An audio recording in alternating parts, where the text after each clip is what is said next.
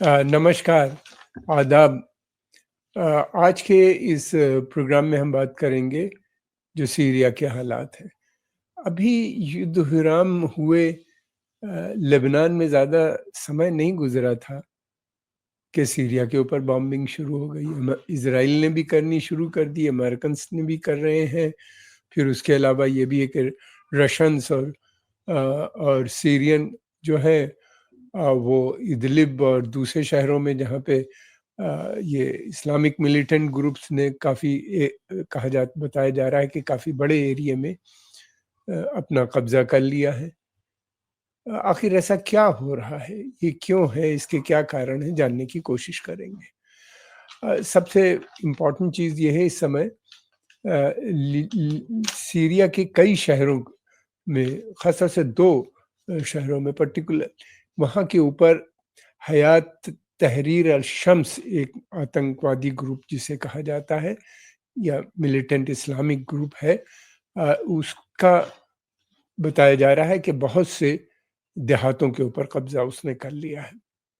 और यही नहीं बल्कि ये भी कहा जा रहा है कि वो जो शहर का सिटी सेंटर है उसके पास पहुंच गए हैं। हालांकि इस खबर का खंडन भी किया गया है। खबरें बहुत देर से मिलती हैं, सही पता नहीं चल पाता। बहरहाल ये एक ऐसा ग्रुप है जो काफ़ी शक्तिशाली है। इसमें ये एक कोलिशन है, इसके अंदर लगभग 4 ग्रुप्स जुड़े हुए हैं। एक तो है जैश अल अहरार, जबत अल फ़तेह अल शम्स, अंसार अल दीन, अंसार अल नूर, ये 4 मेन हैं। इसके अलावा और भी बहुत से इंडिविजुअल और दूसरे ग्रुप्स बने हुए हैं। ये जो इसमें अलग-अलग ग्रुप हैं, कुछ तो हैं जो वहाबी सलफ़ी हैं, कुछ हैं जो लिबरल इस्लाम को की बात करते हैं, और कुछ इसलिए हैं कि कट्टरपंथी हैं। ये दरअसल इनकी जो लड़ाई है सेकुलरिस्ट वर्सेस इस्लामिस्ट है। ये वहाँ पे जो इस समय सेकुलर गवर्नमेंट है इसको हटा के इस्लामिक हुकूमत का क़याम करना चाहते हैं। और ये भी है, ये इनका जो प्लान है, जो हयात तहरीर अल शम्स बनी है, इनका पूरा प्रोग्राम ये है कि जो पूरा लेवांत रीजन यानी इराक, सीरिया, हालांकि कभी पैलेस्टाइन भी इसका पार्ट होता था, उस वहाँ पे ये एक इस्लामिक स्टेट का गठन करना चाहते हैं। ये इन सब का जो मर्जर हुआ था 2017 में हुआ था। अब ये है कि ये लड़ाई शुरू हो चुकी है और काफ़ी इनके पास वीपन्स हैं और मनी भी है। दूसरी बात ये भी है कि इस लड़ाई में मैंने ये देखा कि कोई यूरोप अमेरिका से यूथ जैसे पहले आ रहे थे, वो नहीं आते हुए नज़र आते हैं। और ये लोग जो हैं, एक बड़ा ग्रुप है, वहाँ पे लोकल लोग हैं और कुछ पहले से जो आए हुए आतंकवादी जिन्हें कहा गया था, या जो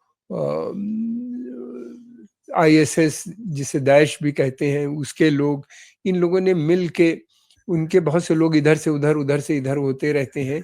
इनकी समस्या ये है, वहाँ पे इस्लामिक आईएसएस भी काफ़ी स्ट्रांग है कुछ एरियाज़ में। इनकी समस्या ये होती है, अब ये काफ़ी हद तक जो है ये मिलिटेंट ग्रुप जो है वो एक मर्सिनरी फोर्स बन गए हैं। इनको पैसे की ज़रूरत होती है अपने सर्वाइवल के लिए और वीपन की ज़रूरत होती है, तो इनको बड़ी ताकतें पैसा और वीपन किसी न किसी ज़रिए से पहुंचा देती हैं और फिर इनका इस्तेमाल किया जाता है। अब ये है कि ये जो फोर्सेस हैं इनका, ये तो बड़ी फोर्सेस हैं, इनका प्लान जो है लगातार बॉम्बिंग कर रहे हैं। सीरियन जो सरकार है वो काफ़ी कमज़ोर है, क्योंकि 2011 में जो अरब स्प्रिंग आई थी, उसके बाद जो प्रो डेमोक्रेटिक मूवमेंट इमर्ज हुआ था, बन के आया था, ये मूवमेंट बहुत पीसफुल था, डेमोक्रेटिक था, और ये चाहते थे कि बशर अल असद की जो वहाँ पे हुकूमत है उसको हटा के एक लिबरल सेकुलर हुकूमत बनाना। मगर ये नहीं चाह, इनकी इनकी जो पॉपुलैरिटी थी या इनकी जो सपोर्ट बेस था, उसको दाइश ने आके ख़त्म कर दिया था। वो एक मिलिटेंट मूवमेंट, आतंकवादी संगठन था। उसने वहाँ के जिस तरीके से इस्तेमाल किया वेपन को और लोगों को मारा पीटा और इस्लामिक स्टेट का गठन किया, खलीफा का नॉमिनेशन हुआ इराक और सीरिया के बीच में, तो वो लिबरल मूवमेंट जो था वो दब गया। ये लिबरल मूवमेंट जो है ये चाहता तो था बशर अल असद की हुकूमत को गिराना, मगर ये नहीं चाहता कि इस्लामिक हुकूमत वहाँ पे आए इस तरह की, जिस तरह की वहाबी सल्फी है। सीरिया के लोग लिबरल हैं और वो जो लिबरल इस्लाम में उनका विश्वास है, सूफी इन्फ्लुएंस भी वहाँ पे काफ़ी है, तो वो चाहते हैं कि ये तो जाए, मगर इस तरह का गठबंधन या इस तरह की हुकूमत कट्टरपंथी धार्मिक संस्थाएं, सऊदी बैक खास तौर से, वो उनको करार नहीं था। और दूसरी बात ये कि सीरिया के अंदर नेशनलिज्म भी बहुत डीप रूटेड है। वो ये भी नहीं चाहते कि इजराइल का दबदबा वहाँ पे हो, जैसा कि इस समय हो रहा है। इन लोगों की जितनी भी एक्टिविटीज़ हैं उससे ये तो फ़ायदा नहीं उठा पाएंगे, लेकिन इजराइल ज़रूर फ़ायदा उठाएगा। और उसके कई कारण हैं। इजराइल का कहना ये है कि उसकी सिक्योरिटी को क्षति पहुंच रही है, क्योंकि ईरानी वहाँ पे मौजूद हैं और उनके मिलिटेंट उनके लोग भी वहाँ पे मौजूद हैं। फिर उसके अलावा उनके आर्म्स डिपो भी वहाँ पे हैं, और इजराइल लगातार उन ठिकानों पे बॉम्बिंग करता है। सीरिया गवर्नमेंट का कहना यह है कि ईरान के नाम पे सीरियन मिलिट्री जो डिपो हैं या ठिकाने हैं उनके ऊपर अटैक करते हैं, जिससे सीरिया की सेना को काफ़ी क्षति पहुंच रही है और कमज़ोर होती जा रही है। सीरिया की सेना का अभी तक इतने सब कुछ होने के बाद भी कमांड स्ट्रक्चर बाकी है, क्योंकि जो अबाद पार्टी भी बनी हुई है। उसका कारण यह है कि वो लोग चाहते हैं कि चेंज ना आए। ये ग्रुप जो है, दाइश जैसे ग्रुप या तहरीर अल शम्स जो है, ये वहाँ पे सत्ता में ना आने पाए। दूसरी तरफ ये भी है कि एक अमेरिका ने भी पिछले दिनों 2-1 दिनों में काफ़ी बॉम्बिंग की है। ये उनका भी कहना ये है कि उन्होंने ईरानियन जो जगहें थी उनके ऊपर अटैक किया है, और ये अटैक हुआ था अमेरिका का जो सेंट्रल कमांड का हेडक्वार्टर्स है, सेंट्रल कमांड की तरफ से हुई थी, और सेंट्रल कमांड का हेडक्वार्टर जो है वो कतर में है। अटैक कहाँ से हुआ इसकी जानकारी नहीं है। ये भी हुआ है कि जो यूएस बेस है वहाँ के ऊपर सीरिया के अंदर इन्होंने, और ये बड़ा रिच एरिया है जहाँ पे सीरिया का तेल पाया जाता है, वहाँ के ऊपर अमेरिका ने कब्जा कर रखा है, और उसमें तेल भी निकाल के बेच रहे हैं, और फिर उसके बाद उनका बेस भी उसके ऊपर भी कहा जाता है कि रॉकेट से अटैक हुए हैं। लेकिन सेंट्रल कमांड का कहना यह है कि क्षति ज़्यादा नहीं पहुंची। अब हम देख रहे हैं पिछले कुछ दिनों से सेंट्रल कमांड का सीधा नाम आने लगा, पहले ये नाम नहीं आता था। अब ये भी है कि इजराइल ने भी कई जगहों पे उनके ठिकाने पे अटैक किया, जिसमें 36 से ज़्यादा तो एक ही जगह पे मौत हुई। मौत का बाजार गर्म है, पूरे मिडिल ईस्ट में फैलता चला जा रहा है, और अब कहाँ तक जाएगा इसका कोई पता नहीं। इसलिए कि अगर ये सब अमेरिकन फिर उसको और इजरायली अटैक करते हैं, तो फिर रशियन सीरिया के साथ मिलकर लगातार अटैक कर रहा है।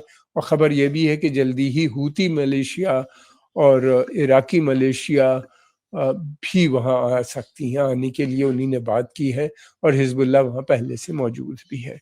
ये लोग खुल के इजराइल का सीरिया का समर्थन करते हैं, इजराइल के खिलाफ है। सीरिया इजराइल का जो प्लान है वो बहुत चिंताजनक है सीरियंस के लिए और अरबों के लिए भी। इसी के उनका मानना यह है कि सीरिया में अमन शांति तभी आएगी जब सीरिया को 3 भागों में पार्टीशन कर दिया जाए। सीरिया की जो कंपोजिशन है वो इस तरह से लगभग वहाँ पे 40% माइनॉरिटीज़ होंगे, और बाकी भी जो सबसे बड़ा ग्रुप जो है, सबसे शक्तिशाली जो है वहाँ के ऊपर नंबर में, वो वहाँ के सीरियन सुन्नी मुसलमान हैं। वहाँ पे उनके अंदर भी डिवीज़न है, कई जगहों पे बटे हुए हैं, कुछ आतंकवादियों के साथ हैं यानी इस्लामिस्ट के साथ हैं, कुछ अलग से हैं। इस तरह से डिवीज़न नज़र आता है उनके अंदर। और अगर सीरिया का विभाजन होता है तो इसका फ़ायदा इज़राइल को होगा। सीरिया फिर बहुत ही कमज़ोर हो जाएगा। लेबनान में जो कुछ है वो भी, वहाँ पे भी सीरिया का दबदबा ख़त्म हो जाएगा। जो कुछ भी है, इज़राइल वहाँ पे एक मेजर फैक्टर बन जाएगा। उसका पार्टीशन की एक वजह ये भी है। सीरिया का बॉर्डर मिलता है इज़राइल के साथ, और इज़राइल ने सीरिया की जो गोलान हाइट्स है, ये भी बहुत सुंदर एरिया है, उसके ऊपर कब्जा कर रखा है। गौरतलब ये है कि सीरिया स्वयं बहुत सुंदर मुल्क है, और कल्चरली भी बहुत सुपीरियर है, हिस्टोरिक प्लेसेस भी वहाँ पे हैं, बहुत ही अच्छी टूरिस्ट अट्रैक्शन भी है, मगर इन सब झगड़ों की वजह से वो एक टूरिस्ट स्पॉट नहीं बन पाता। अदरवाइज वो जिस तरह से लेबनान सुंदर है, उसी तरह से सीरिया भी है, और लेबनान का भी सीरिया का एक पार्ट भी होता था, इंडिपेंडेंट था, अलग था, मगर एक प्रोविंस की तरह से था, लेकिन इसी के साथ जुड़ा हुआ था। तो यही कारण है जो उनके लिए टर्की की अलग एक पोजीशन है। टर्की भी चाहता है, टर्की इसलिए चाहता है कि सीरिया के अंदर एक बड़ा सेक्शन जो है, अच्छी खासी पॉपुलेशन जो है वो कुर्दिश की है। वहाँ पे PYJ जो नाम की उनकी एक संस्था है, वो काफ़ी स्ट्रांग है वहाँ के ऊपर, और उसका बेस है। टर्की मानता है कि ये जो ग्रुप्स जो हैं ये आतंकवादी, उनको उसने घोषित किया है।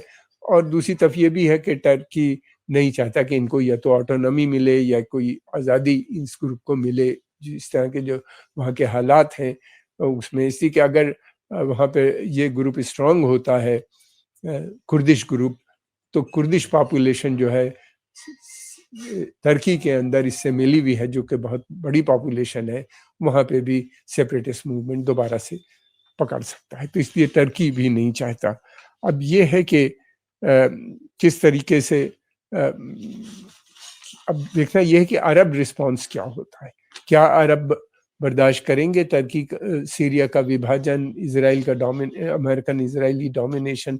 उसके अंदर ये डिपेंड करता है सऊदी अरेबिया के ऊपर। सऊदी अरेबिया में काफ़ी चेंजेस आए हैं, उनकी पॉलिसी में भी काफ़ी बदलाव नज़र आता है।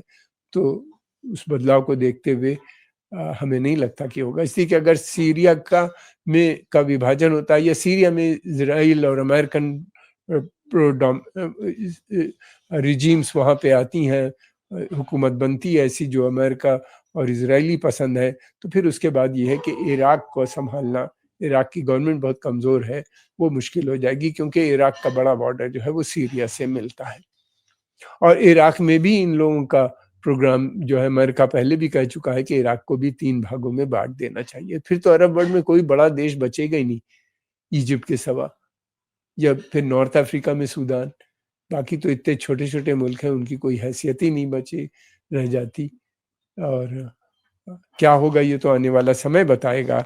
दूसरे ये है कि ये भी देखना है कि जो वहाँ के ऊपर जिस तरीके से मूवमेंट चल रहे हैं, कितने पावरफुल हैं, क्या इस्लाम ये तहरीर शम्स जो है ये कितना आगे बढ़ती है, ये अभी एक आध दिन में पता चलता है। क्या रशिया, सीरिया और दूसरी तरफ ये भी है कि हूती रेबल्स और इराकी मलेशिया, हिजबुल्लाह मिलके इसको रोकने में समर्थ हो पाएंगे, या इसी तरीके से वहाँ पे इजराइल अटैक करता रहेगा। कुछ लोगों का कहना तो ये भी है कि इजराइल, क्योंकि लेबनान में युद्ध हार गया है, तो इसलिए वो उसका बदला सीरिया पे उतार रहा है। वहाँ पे अपने ऑब्जेक्टिव को नहीं पूरा कर पाया, उसको लगता है कि यहाँ पे वो अपने हित में कामयाब हो पाएगा, और उसके साथ अमेरिका की पूरी सपोर्ट उसको हासिल है। हम आपके आभारी हैं, आपने समय निकाल के इसको देखा। अगर आपको पसंद आए तो इसको लाइक कीजिए, सब्सक्राइब कीजिए और आगे प्रमोट भी कीजिए। आपका धन्यवाद।